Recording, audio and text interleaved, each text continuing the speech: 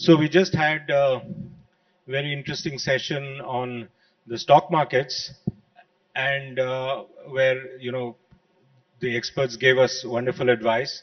I'm delighted to have with me this afternoon Puneet Chatwal, whose stock, may I add, is also keeping investors very happy of late.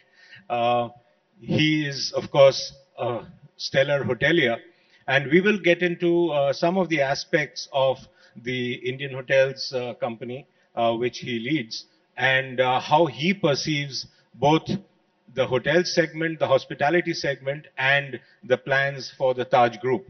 Um, First of all, many congratulations, Puneet, for the brand perception and the brand study, which shows that you've grown. Your brand strength has grown 45% to 545 million at last count.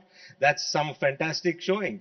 And tell us what are the key elements, two or three elements, which made this happen? Because it's the strongest brand in the world is the Taj Group now, and that's something which we really need to be feeling proud about. So tell us how you did it. Firstly, good afternoon, everyone. I don't think there is that one secret recipe sauce where you say, okay, this is, if you put this and this in, from the speakers before, dal, chawal, tadka, this is not how it works. I think it's a legend that has been created over a century. We are celebrating 120 years of the Taj. It's a lot of work done by our forefathers in securing iconic palaces, iconic locations across the globe. It's the service ethos and the way we conduct ourselves, our DNA, which we call Tajness. It's the continuous quest for leadership in hospitality, in the ability to contribute to nation building, which Taj has done much before I dreamt of going into hotel business in the 70s by moving into Goa, and later, a few decades later, moving into Kerala, more recently moving into Andamans. So I think it's a combination of the whole. And something strange has happened in the world. I don't know how many people here have traveled recently post COVID outside of India. The prices have tripled and the services have dropped to one third of the level. So obviously, Asian hospitality stands out, and our culture of service stands out very strongly, which has enabled us for for 4 years now to be among the strongest hotel brand, of which 3 years as number one, and India's strongest brand across sectors. Obviously, a bit aided by the way we conducted ourselves during COVID, in all the things that we did for the common good of the society at large. I remember we spoke during the COVID days as well. It was possibly the biggest crisis which hit the hospitality sector. And then Taj came out of it with flying colors and really grew. In fact, it also gave birth to Cumin and other such initiatives, which we'll come to later. But tell us a little bit about those days and what were the three or four things you did which sort of brought Taj out of that terrible time. That is behind us. I think my saying that I keep repeating everywhere is you can change your business plans, you can have contingency plans, uh, you can do a reset, you can do whatever you want. That you can change every few years, but you cannot change your core values. And the core values of Taj are trust of all our stakeholders. That's the T, the awareness of what is happening around us, and joy in doing whatever we do. And in hindsight, I think that's the core values of the brand that we carry, our mainstream brand, and the core values of the Tata Group, the five core values of the Tata Group that get you through the worst of times. So I think that's what it was. Also, you've repositioned the brands in quite a bit, in detail. Would you like to take us through that journey of how those brands came about? What are the positioning of each of these brands? Because ultimately, it's the Taj Group, right? You expect a certain level of service and comfort and luxury out of a Taj Group, but then you have broken them up into various sub brands. That's very interesting. So, and yet the overall overarching theory philosophy is that of Tajness. So, how do you sort of merge the two? See, as the previous panelist said, India is becoming aspirational. And aspiration cannot only be at the top end or the luxury. Aspiration is at every end of the customer segment. This started post 9/11, the world changed. The previous India and the previous world was different.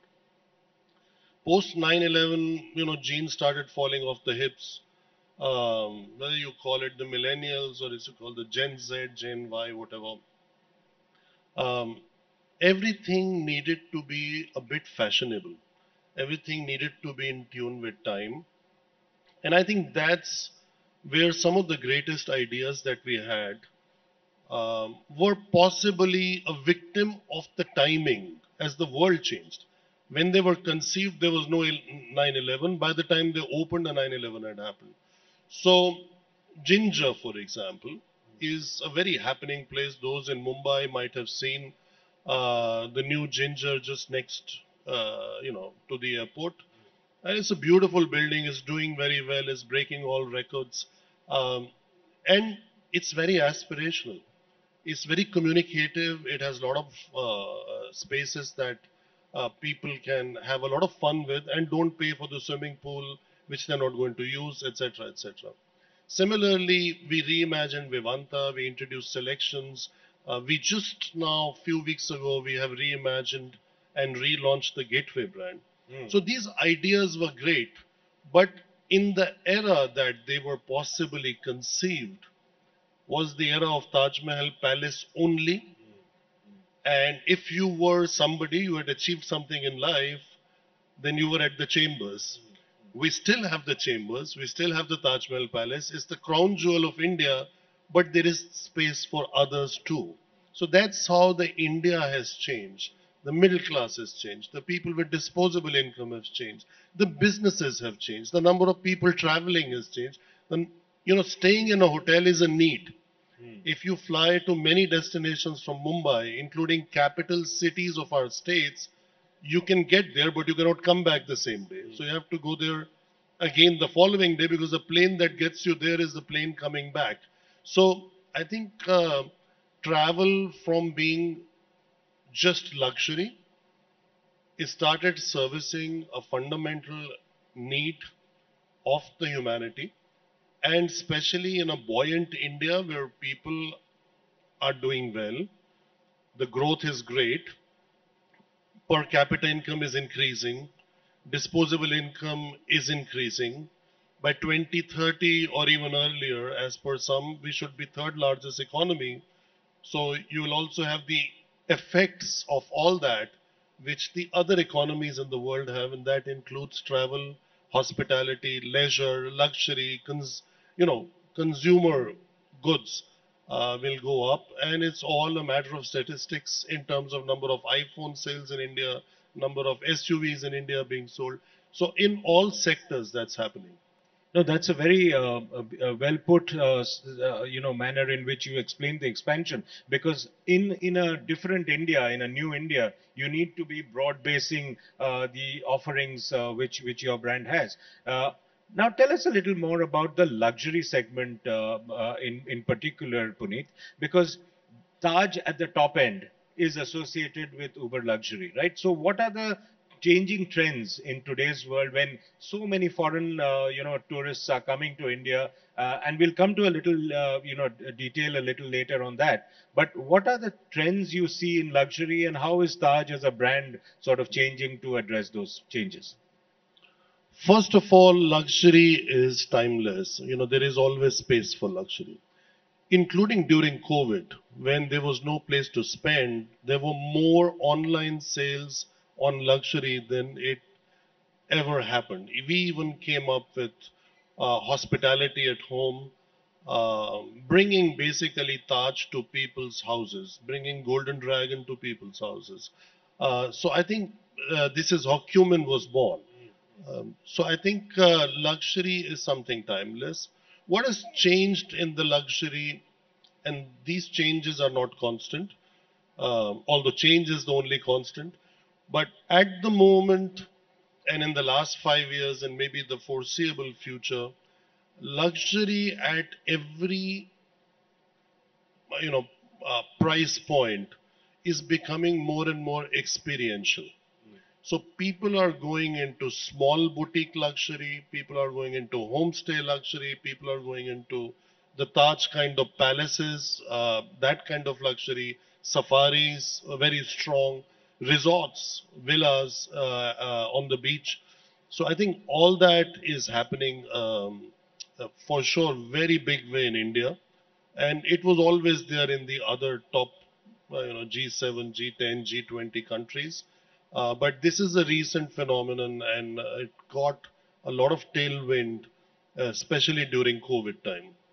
Uh, you know, you have global presence, large global presence as well. I mean, your London hotel is, personal favorite. But what are the changes you are making as globally luxury and the hospitality industry changes, and also it's a very Indian brand at the core of it, right? Which you mentioned. How are you then, as an Indian brand, catering to a global audience as you go further and further across the world? See, your DNA has to be right. You don't have no elephant standing outside a hotel in New York. You'll not have those kind of people wearing saris and doing the service. But for our Indian customers, if they want a dosa, or if they want chole bhature, or if they want puri aloo, it's there on the morning buffet. Whether you are in London or if you want to order it in New York, that's possible. That's possible with us. But as they say, do in Rome as the Romans do, that hotel is there. What it is supposed to exude is your service culture, your ethos, your pathos of the brand. And I think we have done that quite well, especially I always tease that around Wimbledon time, if anyone wants to meet any who's who of India, just go to the Taj in London and you'll meet all of them in the courtyard. So you don't have to spend so much money, you don't have to spend a lot of time. Just buy a ticket, go to London, and spend the entire day in our courtyard. So I think there is a lot of that is happening. At the same time, we have made a conscious decision only to grow the Taj brand from our brandscape outside of India. So next year we'll be opening a hotel in Frankfurt. We are opening 3 hotels in Bhutan over the next 12 months. We will be opening in Dhaka in Bangladesh. Um, we are very close to doing a hotel of the first Indian brand to enter Switzerland. So there is a lot of that stuff happening. At the same time, balancing the business model. We are not going shopping like we did 20 years ago and bought hotels. These are hotels on management contracts or on operating lease, as the institutional funding is available in certain parts of the world at only 5% return on capital. So why should we spend, our capital return needed is 15 or higher. So so I think there is a lot of opportunity, a lot of things happening, and we are unleashing the potential. I don't think many in the audience would know this, but I'll just say Taj was 33 hotels 5 years ago, and today it's a portfolio of 112, of which 86 are in operation. So it's almost tripling the size of hotels in operation in such a short period, and a lot of people who have been to our new properties like the Taj in Rishikesh or the Taj Chia Kutir in Kurseong, Darjeeling area, or the Guras Kutir in Gangtok. We're about to open Taj in Puri. So all the and doubling the size of the Taj Ganges in Banaras. So I think there is a lot of that is happening. Opening another palace like Savai Man Mahal on the grounds of Rambagh Palace. So there is a lot of work that we have done both within India and are doing that abroad. And be assured that Taj is not just Tata Group's crown jewel, it will remain India's crown jewel. That's right. I also wanted to ask you about the debate in the hospitality industry about asset light versus asset right. That's not just a turn of phrase, but that's reality in your business. What is the Taj view on that? How do you go about selecting? Because you mentioned that you don't go about shopping and buying out hotels like you did earlier, because and that I think the investors seem to be recognizing that smart strategy. So, what's your sense on that? See, we have guided the markets on a balanced portfolio earlier, but now it will be a bit more on the lighter side. But that does not mean we are not investing. As we speak, we are building two islands in Lakshadweep. It's again part of nation building. That's the islands of Suheli and Kadmat. We are building two properties of Vivanta and Ginger in Ekta Nagar, which is Kevadia, where the Statue of Unity is. We just signed up for a Taj in Ranchi, and so the list can go on and on. These are projects in which we are investing our money. These are What would be destinations. the quantum of investment, Puneet? I think we are looking at investing more than 3,000 crores over the next 5 years in existing assets, in terms of renovation, in their upkeep, in terms of their extension, plus also building new ones. So, which means 500-600 crores per annum, and some of them will be eventually placed within group companies or kind of a sale and lease back or managed back. We built the Ginger Santa Cruz with our own money, 250 crores. But phenomenal investment. We expect the payback to be in less than 4 years. So I think there is no right formula. We are still a young, rich nation which is on the path and the journey of growth. And we are a very promoter driven country, and in order to secure trophy assets, strategic locations, building flagships, we will have to invest.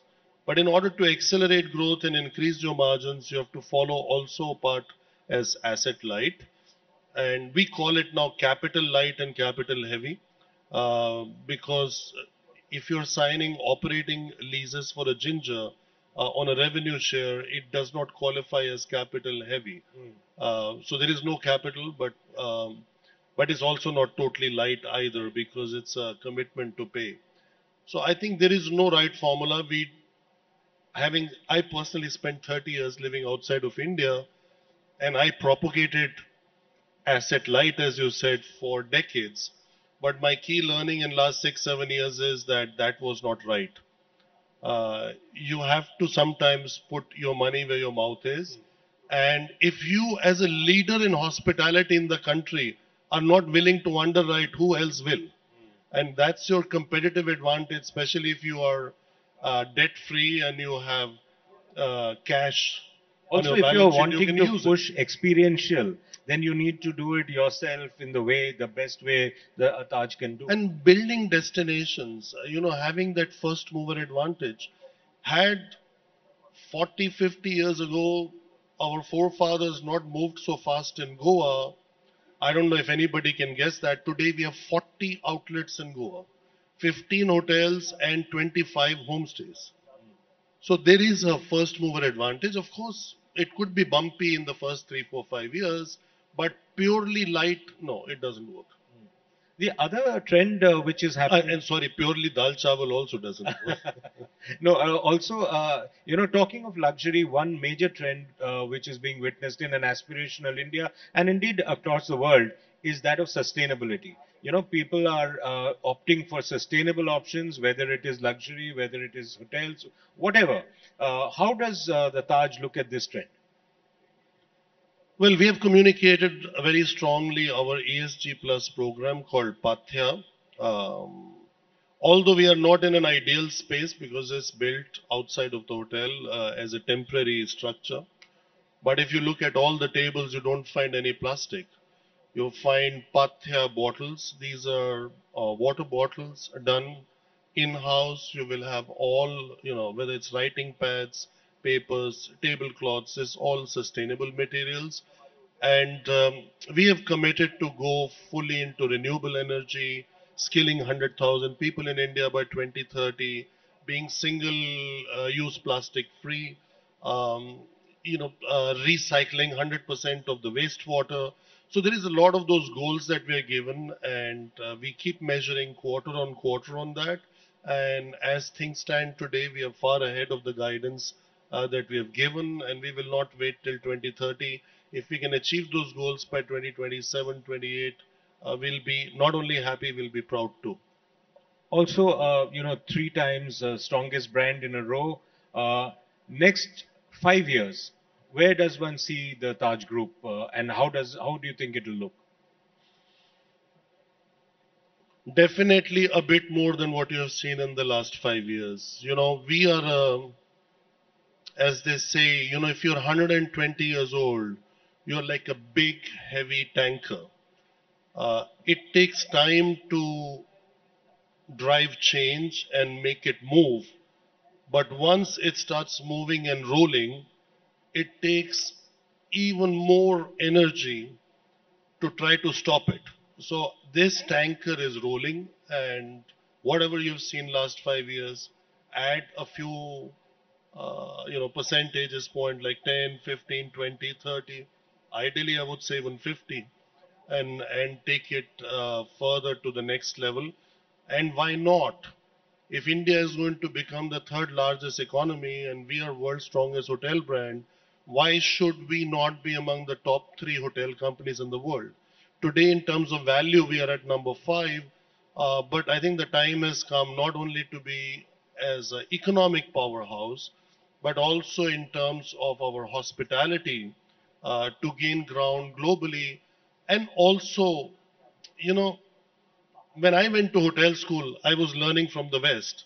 Why not teach the West how service is to be uh, given going forward? So I remain fairly optimistic. And today, in terms of value of a company with brand and management in the global arena, we are at number five. So I don't think that number three is overly ambitious or aspirational. I think it's just a matter of time that would happen. Taking hospitality, Indian hospitality and Taj to the world. Puneet Chatwal, big hand for him, ladies and gentlemen.